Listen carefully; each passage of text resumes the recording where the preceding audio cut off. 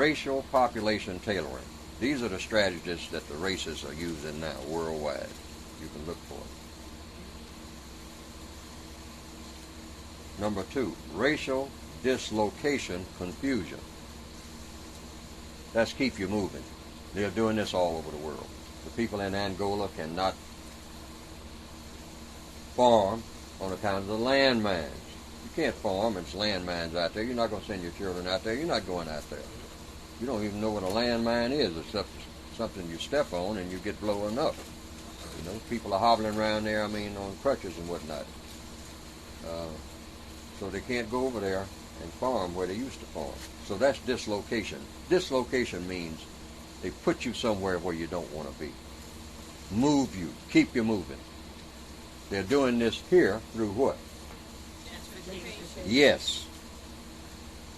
Just about time you get, particularly where black people, like in Northeast Washington, going all the way back, a lot of black people in the 1950s started inching up across Bladensburg Road and all back on South Dakota Avenue, all right, buying houses that white people moved out of, correct?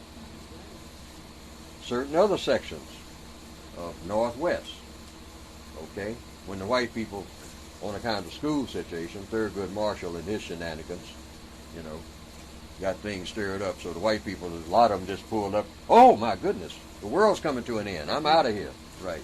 Niggers everywhere, right? So they ran. The black people moved into those houses. Now the white people finally, they're getting what you call, what is it, stop red light fever? Bumper to bumper every day. And they've been doing that for years. They put up with it about as long as they could take it. Okay? They're almost to West Virginia now. Okay? Trying to get to work in Washington. Because I worked with some white guys that lived in West Virginia. Right. They lived in West Virginia. And get in that pickup truck, before daylight and try to hit 495 getting into Washington. See, a lot of them, got used to it, but a lot of them, especially the generation coming up now, say, what is this? I don't even have time to cut my lawn. When I get home, it's dark. Okay? Right. And so I'm going to move in closer.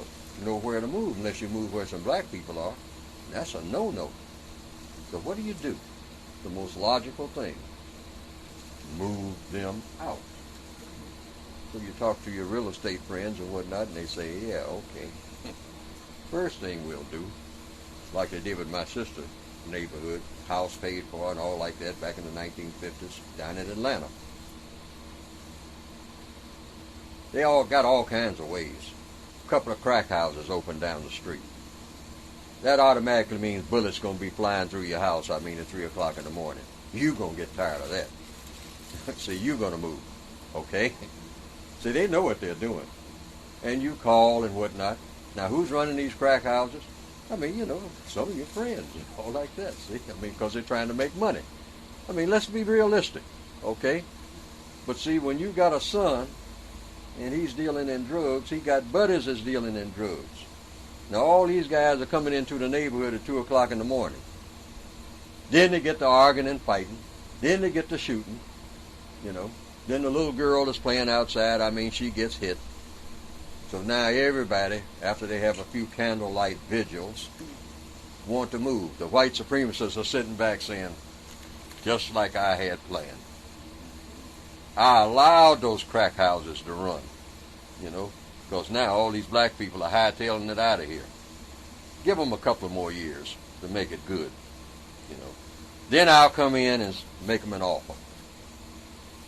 Now, when the white people move in, now here, Fuller, I've been running my crack house with no problems.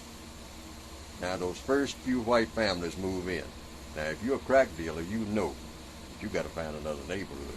Just from that alone, the heat is going to be on. You might as well face it. You ain't going to run them off, all right, because they're moving in.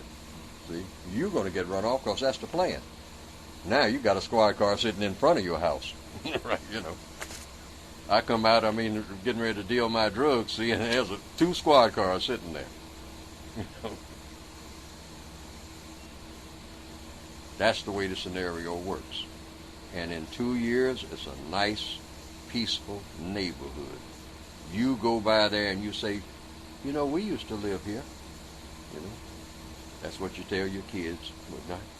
Yeah, that used to be our house. Oh boy, you don't recognize it now because they've fixed it all up. First thing they do is put that fancy door on it, right?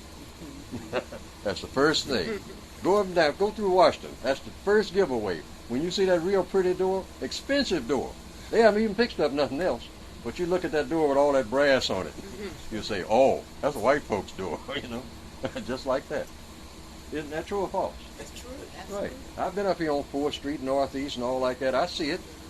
I just look at the doors. When I come to a stop at the stoplight, and I just glance over there. I say, oh, yeah. Okay, they're down here now. Okay. There used to be drug dealers right there on that corner. I don't see none. I see 2 white women out there walking their dogs. All right? White women walking their dogs. All right. This is a dead giveaway. You know. Hi. You know. Good morning. Right. See, you know that it ain't gonna be no black people around here in a little while. What's the other way? They go up on your rent.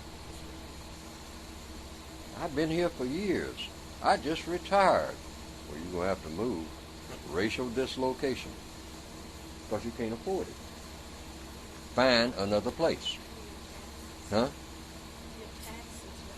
Taxes. Right, right. You got your house paid for? I think some of the people over there in the Trinidad section are going to realize that if they haven't already. See, those taxes are going to ease up when they start doing a job on Bladensburg Road and all like that.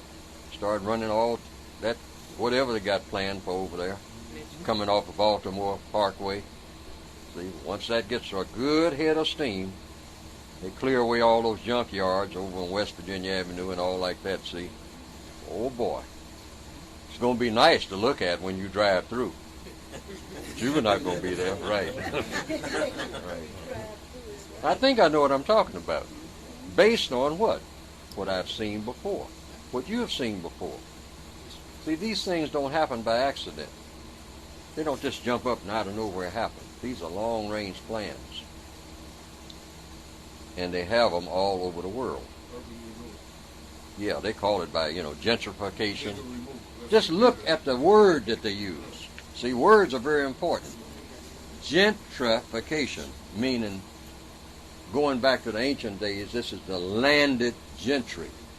You know, when you think of landed gentry, you think of a white man with a top hat on, and he's got a coach. He's got a black driver for the coach, and they called him a gentleman. Okay? That's what he is. And the white woman is a lady. You know? All white women are ladies. Okay? Of course, we should get in the habit of saying all females are ladies. That should be our view. That's the way we handle it. That's what I mean by the code. We need a code. Don't call them by nothing else. Ladies. The white lady. The black lady.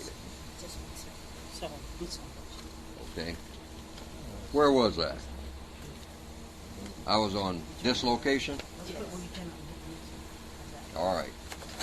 Now, the dislocation is designed to cause confusion. As long...